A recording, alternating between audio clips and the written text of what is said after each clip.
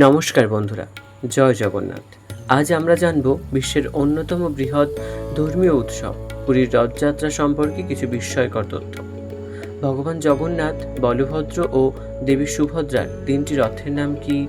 কোন রথে কে বসেন? রথ তৈরিতে কোন কাঠ ব্যবহৃত হয়? কত ধরনের কাঠই বা লাগে? কত কাপড়? আর এই কাঠ ও কাপড় কোথা থেকে আসে? চলুন একে একে জেনে নেওয়া যাক।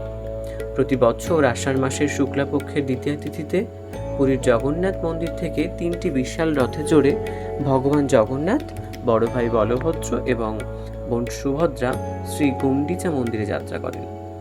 এই যাত্রা রথযাত্রা নামে পরিচিত। লক্ষ লক্ষ ভক্ত এই দিনে রথের দড়ি টেনে নিজেদের ধন্য মনে করেন। রথযাত্রার সবচেয়ে বড় বৈশিষ্ট্য হলো প্রতি বছর তিনটি রথ নতুন করে তৈরি করা হয়। আগের বছরের রথ আর ব্যবহৃত হয় না। শত শত বছর ধরে এই নিয়ম ও একই শাস্ত্রবিধি মেনে এই নির্মাণ কাজ চলে আসছে। প্রথমে জেনে নেওয়া যাক তিনটি রথের নাম। ভগবান বলভদ্রের রথের নাম তালধ্বজ। এটি তিনটি রথের মধ্যে প্রথমে চলে। এই রথের উচ্চতা প্রায় ৪৫ ফুট এবং এতে ১৪টি চাকা থাকে। দেবী সুভদ্রার রথের নাম দর্পদলন বা দেবদলন। এটি মাঝখানে চলে। এই রথে ১২টি চাকা থাকে এবং উচ্চতা প্রায় ৪৪ ফুটের কাছাকাছি। সবশেষে থাকে ভগবান জগন্নাথের রথ নন্দীঘোষ। এটি সবচেয়ে বড় রথ। এর উচ্চতা প্রায় ৪৫ থেকে ৪৬ ফুট এবং এতে ১৬টি চাকা থাকে। তিনটি রথ মিলিয়ে মোট ৪২টি চাকা তৈরি করা হয়। এবার আসি রথ তৈরির কাঠের কথায়।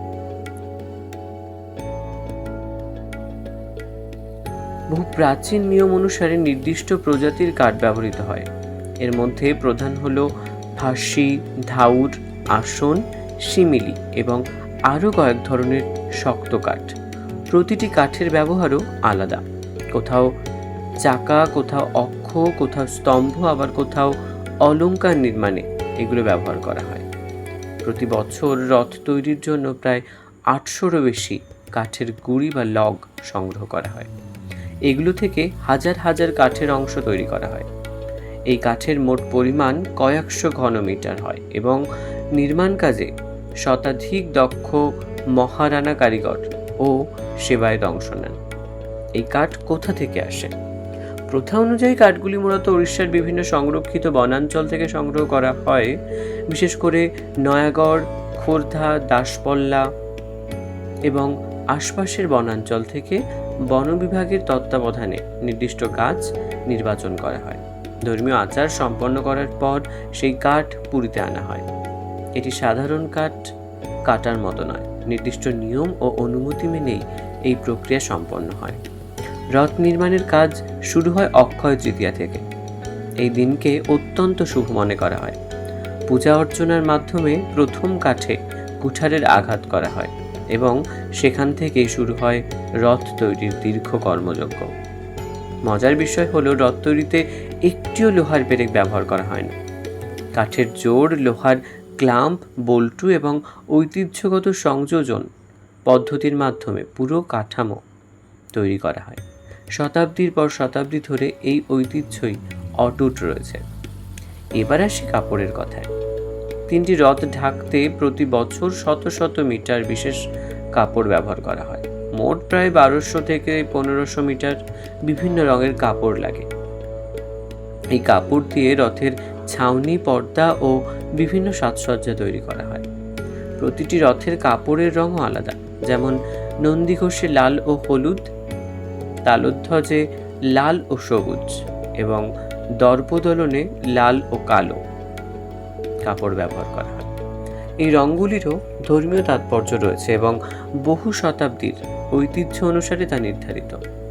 রথ তৈরির কাজ করেন বংশ পরম্পরায় নিযুক্ত দক্ষ কারিগর, যাদের মহারানা সেবায়েত বলা হয়। তাদের পূর্বপুরুষরাও একই কাজ করতেন। প্রজন্মের পর প্রজন্ম ধরে তারা এই পবিত্র দায়িত্ব পালন করে আসছেন। রথে ব্যবহৃত প্রতিটি অংশে আলাদা আলাদা নাম রয়েছে।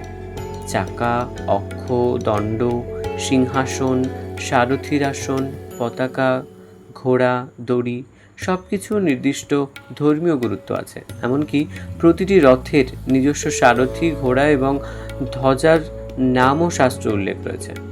রথযাত্রার দিন হাজার হাজার ভক্ত মোটা দড়ি ধরে রথ টানেন। বিশ্বাস করা হয় ভক্তি ভরে রথের দড়ি টানতে পারলে ভগবান জগন্নাথের বিশেষ আশীর্বাদ লাভ হয়। তবে এটি কেবল বিশ্বাসের বিষয়।